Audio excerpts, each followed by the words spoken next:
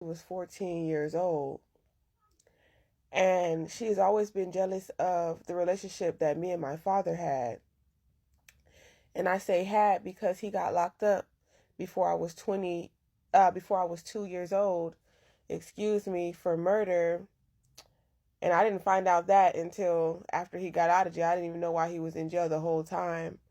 But he's been in jail for most of my life, but he's always stayed in contact with me. I've always stayed in contact with him through his father, because my poppy, he would always pick me up, and I would stay in the country with him for long periods of time. Every week he would come and pick me up. So I would go to school during the week, and then I would go to a little country town in Texas, and that's where I'm from.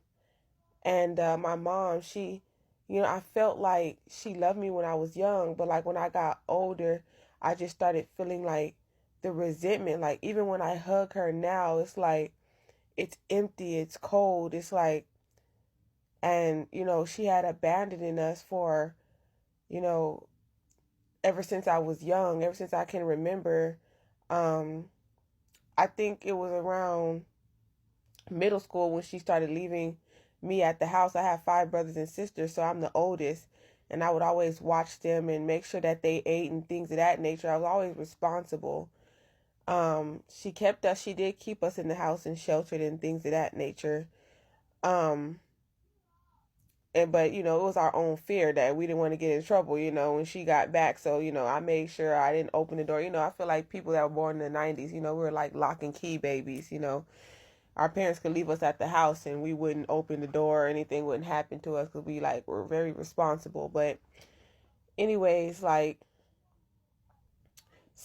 around when I was in ninth grade to 16 years old, I've been on my own. I've been taking care of my siblings. My mom, we had moved to Washington State, and she would leave us there. It was food there, the lights and stuff was on, but she would come to Texas and she would leave us at the house for 3 months at a time. So me and my sister, that's a year younger than me, we had boyfriends at the time, and they would live there, and I would take care of my 1-year-old sister, and my other sister, she was probably around I don't know, 9 years old, 10 years old at the time, and I was in high school. My other sister was in high school too,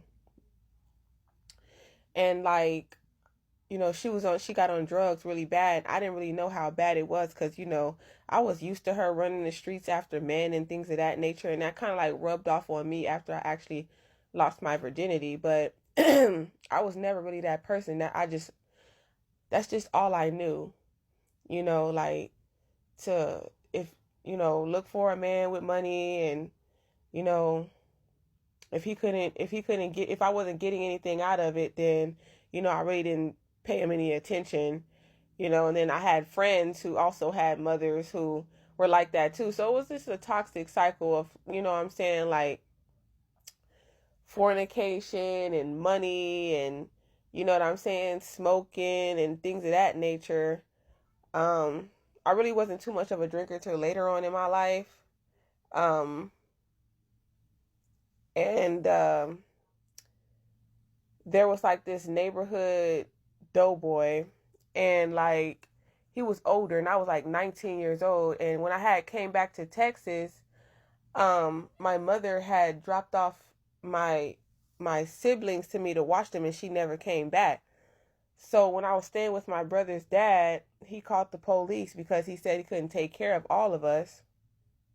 And so my sisters, they would have all went to foster care, and I couldn't do that. So my mom's friend came and picked us up, and we stayed with him. And I was 19, and he was 56 years old. And hold on, y'all. This is hard.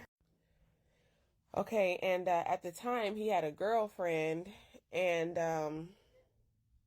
after a while she started kind of, and he had his granddaughters there too. So after a while she kind of found it to be a problem with me being there and my siblings being there, and they started arguing, and he told me, we would have to get out. So I didn't know what to do next, and I don't even know how it happened, but his girlfriend ended up leaving, and I ended up being his girlfriend. So I was 19 with a 56-year-old, and this man, he was known for, messing around with younger girls, in high school, because when I knew him, I met him through my mom, because I didn't really know her business until actually I got older.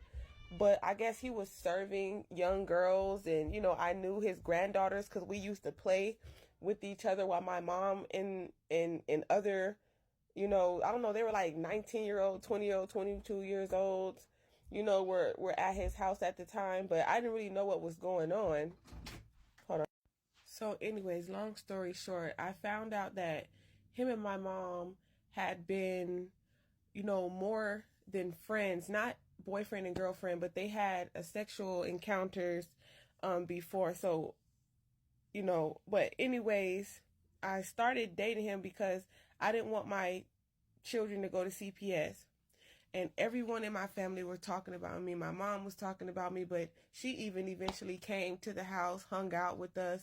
He was mentally and emotionally abusive. Sometimes, like even one time he was physically abusive. He kept me in the room when his friends came around. If younger guys were looking at me, he would call me bees and hoes and all types of stuff. I don't really think people understood like everything I was going through from my siblings. And it was crazy because my uncles and everyone would gossip about me, but no one said, hey, come on, niece. Come on, daughter. They never said, you don't have to do this. You can come live with us. This man done lost his mind. They would come, they would ask me because, he sold different narcotics and things of that nature. So, and Reggie, if you know what that is, and just different things like that. And so, I think she like harbors some resentment towards me, but it's like she never said thank you for taking on my responsibility. And then, and I still love people. I don't hold no resentment towards people. Like, and it's almost like, and it's like everybody made me out to be the villain when I helped everyone get through their school years. They didn't have anywhere to go. They came to my house. And, he wouldn't let me keep a certain amount of money because he thought if I had too much money that I would leave. And so if I wanted to go work out, he put a whole gym in the house. If I wanted to go out, he put a whole DJ, lights, like a whole club, drinks, whatever I needed, right? In the house. I was people love when they needed love. I was people shelter when they needed shelter. And then when I needed the favor returned, they want to, even my own siblings, they want to kick me out. They don't welcome me. It's just a lot, but I'm actually going to use this platform to share more of my story. And because I really want to connect with people who have experienced this in their life and know that everything is going to be all right. And I'll make another video after this explaining more about, the spell work and stuff with my mom. But I just really need to get that off my chest.